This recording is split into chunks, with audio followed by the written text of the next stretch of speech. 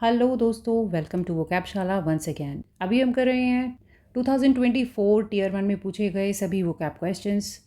इससे पहले 6 क्लासेस आ चुकी हैं। This is the 7th one. And friends, यहाँ मैं आपको याद दिला दूँ कि वोकैबशाला का एक टेलीग्राम चैनल भी है जिसका लिंक आपको डिस्क्रिप्शन बॉक्स में मिल जाएगा। आप जाकर वहाँ ज्वाइन कर लीजिए। फ़ायदा उससे ये होगा कि जो लेक्चर्स अभी चल रहे हैं इनके PDFs वहाँ पर हर लेक्चर के बाद अपलोड किए जाते हैं, तो आप वहाँ से डायरेक्टली उन्हें डाउनलोड कर सकते हैं। चलिए आज की क्लास की शुरुआत करते हैं।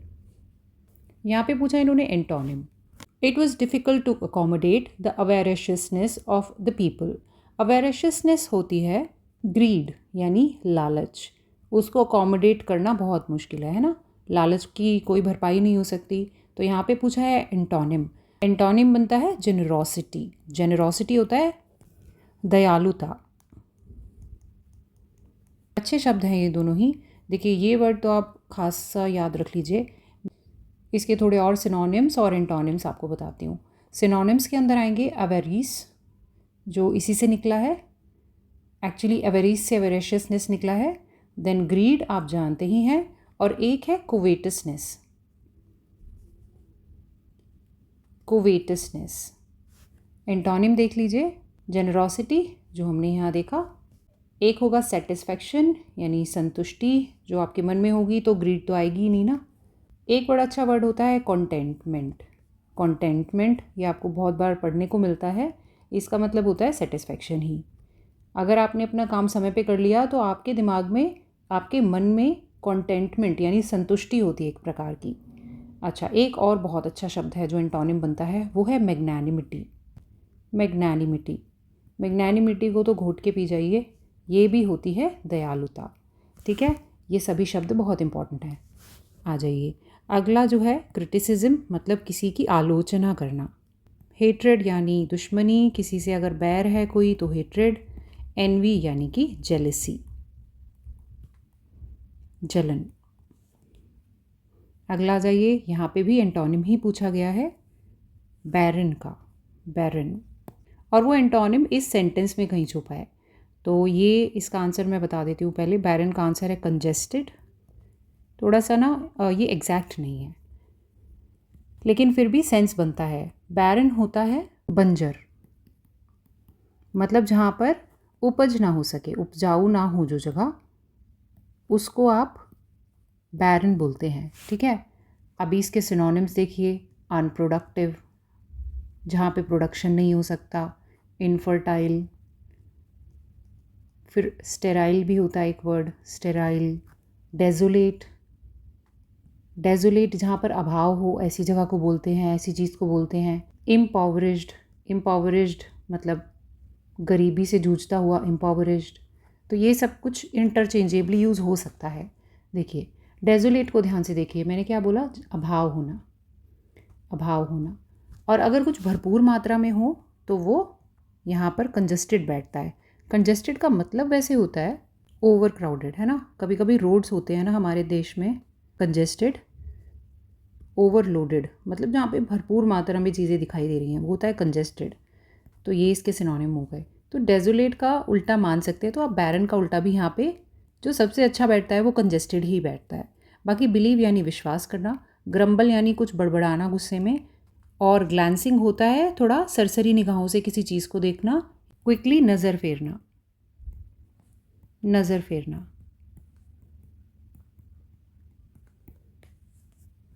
चलिए नेक्स्ट देखते हैं यहाँ पर क्या पूछा हुआ है। यहाँ पर सब्स्टिट्यूट करना है इस फ्रेज़ को। Herd of cattle consist of related females, cubs and a small number of adult males. अभी यहाँ पे ना ये गलत है, इसको करेक्ट करना है। कब्स क्या होता है? कब्स होते हैं शेर के बच्चे जो होते हैं ना, शेर के जो छोटे बच्चे होते हैं उनको कहा जाता है कब्स। हर्ड ऑफ कैटल, कैटल क्या है? कैटल तो गाय के लिए इस्तेमाल होता है ना, उनकी प्रजाति के लिए। कब है लायंस में से, तो प्राइड ऑफ लायन। जब लायंस झुंड में चलते हैं तो उसे प्राइड ऑफ लायंस कहा जाता है, जिस तरह हर्ड ऑफ कैटल कहा जाता है, यानी गायों का झुंड बोला जाता है। बाकी ये भी कलेक्टिव नाउन्स हैं एक तरह की, ये आप ग्रामर में पढ़ रहे होंगे कहीं ना कहीं।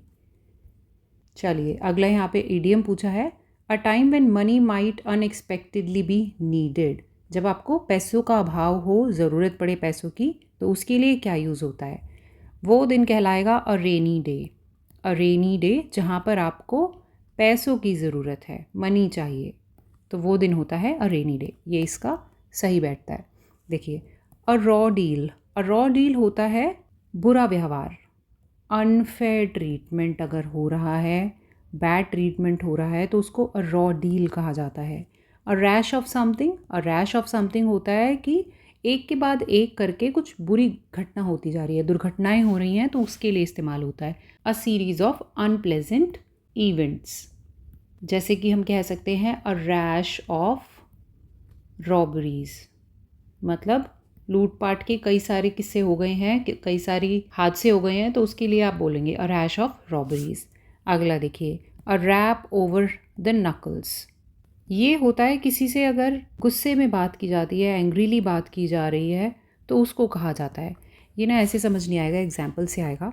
एग्जाम्पल देख लीजिए, I got a rap on भी यूज़ हो सकता है, on the knuckles for not finishing the project ख़त्म नहीं किया, इसलिए आपको डांट खानी पड़ी। आ जाइए, वन वर्ड सब्स्टिट्यूशन पूछा गया है इस वर्ड के लिए। A person who does not believe in God, atheist, है ना। थीस्ट कौन होता है? जो भगवान में विश्वास करे, और एथीस्ट जो ना करे, यानी नास्तिक हो। ठीक है, नास्तिक हो। बाकी देख लेते हैं। एमेचर होता है जो शौकिया तौर पे किसी काम को करता है ना, सिर्फ प्लेजर के लिए कोई काम करता है और उससे कोई कमाई नहीं करता है। एनार्की यानी कि अराजकता। अराजकता की स्थिति अगर हो जाती है तो उसे एनार्की कहा जाता है, यानी कि कोई गवर्नमेंट नहीं है, कोई अथॉरिटी नहीं है। ऑटोक्रेट होता है तानाशाही टाइप का कुछ, मतलब जहाँ पर एक ही शख्स के पास पूरी पावर आ जाए, कंप्लीट पावर आ जाए, तो उस शख्स को ऑटोक्रेट कहा जाता है। तानाशाह होता है, और तानाशाही होती है autocracy. Incorrectly spelled, number 1 measurement. Measurement की स्पेलिंग में SUREMENT होता है। ओके, रीजन, कॉन्फिडेंशियल, स्ट्रेंथ्स, सब ठीक है। अगला देखिए, यहाँ पर पूछा गया है सब्स्टिट्यूट किया जा सके कैविटी, यानी कैविटी का सिनोनिम आपसे पूछा गया है। कैविटी होता है किसी प्रकार का गड्ढा, तो होल, यहाँ पर होल होगा। ठीक है, होल यानी क्या? छेद। एलिवेशन देख लीजिए, एलिवेशन होता है एक कोई थोड़ी ऊंचाई पे अगर कोई जगह होना, सतह से थोड़ा ऊपर, तो उसे एलिवेशन कहा जाता है। या फिर उस प्रोसेस को भी एलिवेशन कहते हैं जिससे किसी वस्तु को या किसी पर्सन को थोड़ा सा ऊपर मूव कर दिया जाए। हायर डिग्री यानी किसी पोस्ट पे भी हो सकता है, तो भी एलिवेटेड होंगे आप। देखिए, हाइट आप जानते हैं ऊंचाई। माउंट होता है एक छोटा सा हिल, अ स्मॉल हिल, उसको आप माउंट कहते हैं। अगला देखिए, ये सिनोनिम पूछा है कन्फ्लिक्ट का, तो यहाँ पे क्लैश, मिंगलिंग, इन्फ्लिक्शन या क्रैश, यहाँ पर बैठेगा क्लैश। क्लैश सही आंसर है यहाँ पर। इसके और भी बहुत सारे बन सकते हैं अच्छे अच्छे सिनोनिम्स, देख लेते हैं। तो क्लैश हो गया, कन्फ्लिक्ट हो गया, आर्ग्यूमेंट हो सकता है ना, आर्ग्यूमेंट हो सकता है। उसके अलावा डिस्प्यूट हो सकता है, सुना होगा आपने बहुत ज़्यादा। क्वेरल हो सकता है, डिसअग्रीमेंट हो सकता है कि आप किसी एक बात पे डिसअग्री करते हैं एक दूसरे से। देन एक वर्ड होता है स्ट्राइफ, स्ट्राइफ ये भी हो सकता है। होस्टिलिटी, होस्टिलिटी यानी दुश्मनी भी हो सकता है। और एक वर्ड होता है बहुत अच्छा, ऑल्टरकेशन।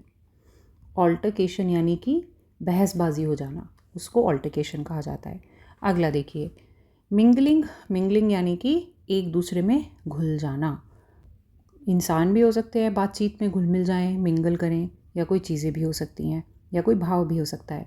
जैसे एग्जाम्पल के तौर पे बताऊं तो his excitement was mingled with fear. मान लीजिए आपका टीयर 1 क्लियर हो जाए और आप टीयर 2 की ओर अग्रसर हों, तो आप एक्साइटेड तो होंगे ही, लेकिन थोड़ा डर होगा, है ना। इन्फ्लिक्शन देखिए, इन्फ्लिक्शन यूज़ होता है उत्पीड़न के लिए, उत्पीड़न या फिर यातना। अगर सताया जा रहा है किसी को जानबूझकर, डेलिबरेटली, डेलिबरेटली यानी जानबूझकर, अगर सताया जा रहा है सफरेंस में डाला जा रहा है तो उस प्रोसेस को कहा जाता है इन्फ्लिक्शन। क्रैश यानी वही एक्सीडेंट, ओके, एक्सीडेंट। चलिए नेक्स्ट आ जाते हैं। यहाँ पूछा गया है ईडियम, कॉल अ स्पेड। बहुत सिंपल है, बहुत बार देख चुके हैं हम। कॉल अ स्पेड होता है स्पीक ट्रूथफुली, साफ साफ कह देना, चाहे किसी को अच्छा ना लगे तो भी साफ साफ कह देना। अगला आपसे पूछा गया इनकरेक्टली स्पेल्ड, आंसर है नेसेसरी। नेसेसरी की स्पेलिंग में सिंगल सी होता है। आपको थोड़ा स्पेलिंग्स पे भी ध्यान देना होगा ताकि कोई गलती ना हो। अगला पूछा गया है कॉलोसल के लिए कोई और वर्ड पूछा है, यानी सिनोनिम पूछा है। तो कॉलोसल होता है बहुत बड़ा कुछ, वेरी ह्यूज। इसके और सिनोनिम्स देख लेते हैं। ह्यूज सबसे सिंपल जो आपने देख ही लिया है। मैसिव ये हम पहले भी देख चुके हैं सब ना, टॉप 100 करते हुए। जाइगैंटिक, इनॉर्मस, और एक बहुत अच्छा वर्ड है ट्रेमेंडियस। अच्छा, एंटोनिम अगर मैं पूछूँ तो आप कहेंगे स्मॉल, पर स्मॉल तो यार सभी जानते हैं। और कुछ बताइए।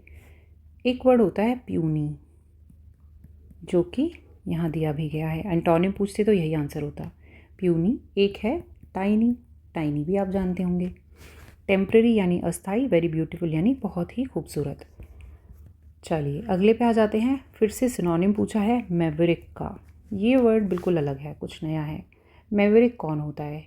मैवरिक एक ऐसे व्यक्ति के लिए इस्तेमाल होता है शब्द जो थोड़ा अनकन्वेंशनल हो, बाकी सबसे हटके हो, रूल्स और रेगुलेशंस को ना माने। मतलब बुरा इंसान नहीं होता, लेकिन थोड़ा सा मनमौजी है, इंडिपेंडेंट रहता है ये इंसान। दूसरे सोचते वैसे बिहेव नहीं करता, अपने हिसाब से बिहेव करता है। तो ऐसे लोगों को बोहेमियन भी कहा जाता है, बोहेमियन। ओके, चलिए क्योंकि यहाँ पे अच्छे और वर्ड्स भी हैं तो बाकी भी देखते हैं। कन्फॉर्मिस्ट कौन होता है? कन्फॉर्म जो वर्ड है ना, कन्फॉर्म, ये इसका मतलब समझिए तो आप समझ जाएंगे। मान लीजिए सारी दुनिया इस दिशा में जाती है, तो अगर आप भी इसी दिशा में जा रहे हैं तो आप कन्फॉर्म कर रहे हैं बाकी लोगों से।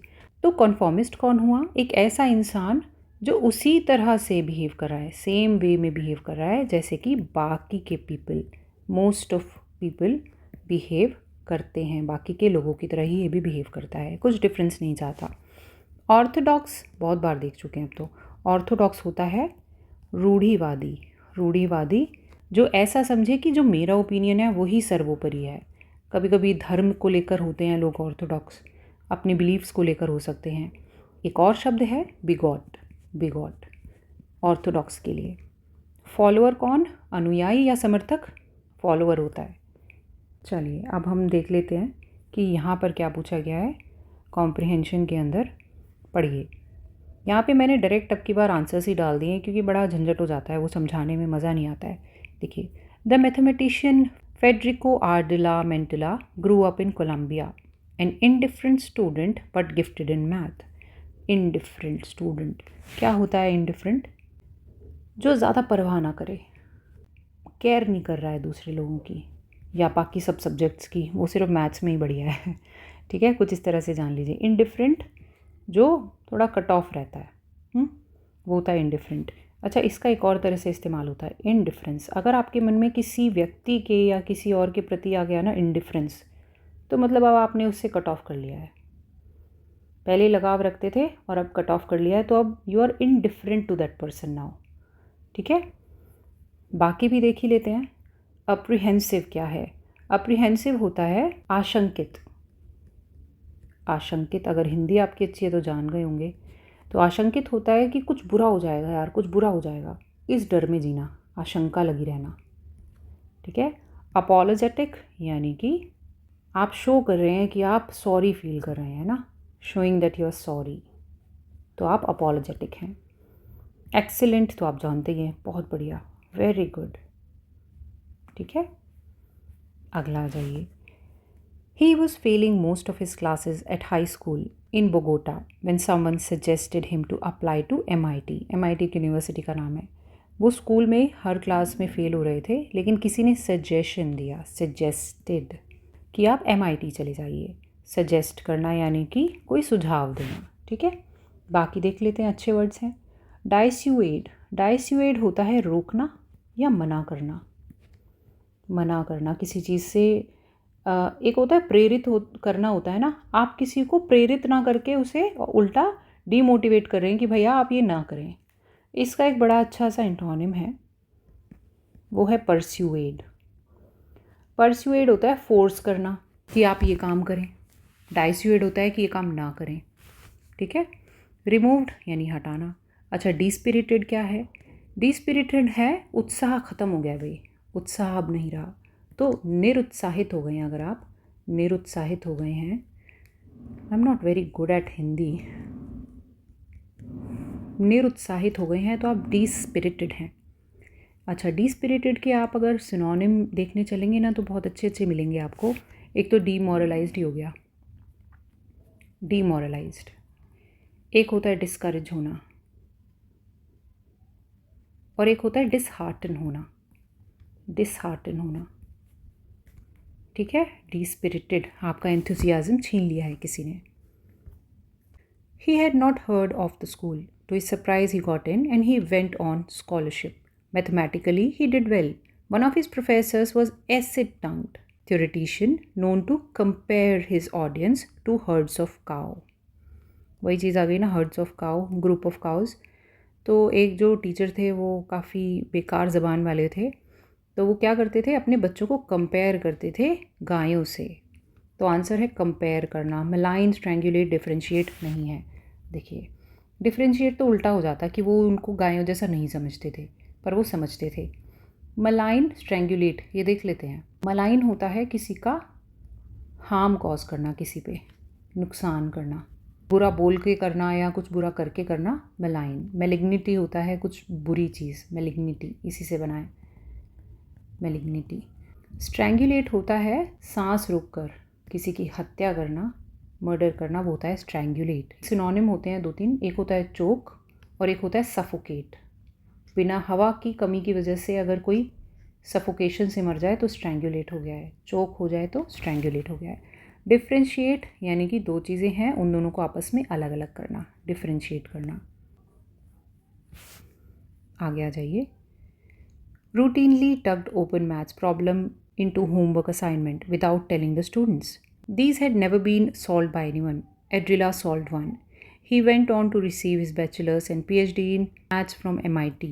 But his academic experience was also one of isolation. Part of it had to do with his own introversion. Part of it was cultural. देखो, इंट्रोवर्जन का मतलब अगर आप मुझे फॉलो करते हैं तो आप जानते ही होंगे, लेकिन मैं बता देती हूँ जो नए बच्चे आ रहे हैं उनके लिए। इंट्रोवर्जन वो पर्सनालिटी ट्रेट है, वो आपके चरित्र का वो एक हिस्सा है, खासियत है आपकी, जिसमें आप अपने अंदर रहना, सोचना पसंद करते हैं और दुनिया में बाहर निकलना कुछ खास पसंद नहीं करते हैं। आप अंदर रहकर ही खुश हैं, ठीक है, आप इंट्रोवर्ट होते हैं। और दूसरा कौन होते हैं? एक्सट्रोवर्ट, है ना जी। नाउ आजकल के ज़माने में ये वर्ड्स थोड़े कॉमन हो गए हैं, इंट्रोवर्ट होना, एक्सट्रोवर्ट होना, पहले नहीं होता था। मोलेस्टेशन क्या है आप जानते ही होंगे।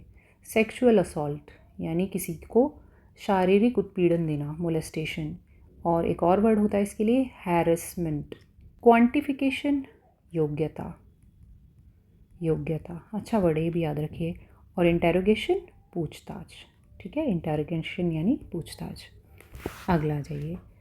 As a Latino, he was very much in the minority in the department, and he did not feel comfortable in American mathematical spaces. No one had to try explicitly exclude him. देखिए, कहना क्या चाहते हैं कि वो पहले ही Latino थे। Latino I guess south America के होते हैं, साउथ अमेरिका से बिलोंग करते हैं, तो वो अमेरिकन एनवायरनमेंट में पहले ही थोड़ा सा एलियन महसूस करते थे कि वो बाहर से आए हैं। तो किसी और को ज़रूरत नहीं थी उनको एक्सप्लिसिटली अलग करने की, एक्सक्लूड करने की। Yet he felt alone. देखिए, एक्सक्लूड हो गया, आप जान गए एक्सक्लूड का मतलब, यानी किसी को इंक्लूड ना करना, अलग कर देना, छोड़ देना। फैब्रिकेट क्या है? मन घड़ंत बातें करना, यानी कुछ गलत गलत फॉल्स अपने मन से बनाना और वो बोल देना, वो होता है फैब्रिकेट करना। इनकॉर्पोरेट होता है किसी एक चीज़ को किसी दूसरी चीज़ का पार्ट बनाना, हिस्सा बनाना, वो होता है इनकॉर्पोरेट करना।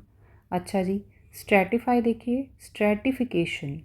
पहले तो स्ट्रैटा वर्ड देखिए, एक स्ट्रैटा नाम का वर्ड होता है, अगर आप ज्योग्राफी पढ़ रहे हैं तो थोड़ा बहुत जानते होंगे।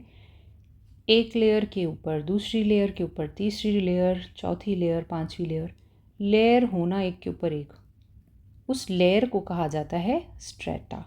और अगर चीज़ों को लेयर बाय लेयर आप अरेंज कर रहे हैं तो आप उन्हें स्ट्रेटिफाई कर रहे हैं, ठीक है, यानी स्तरीकरण कर रहे हैं, स्तरीकरण कर रहे हैं, ठीक है।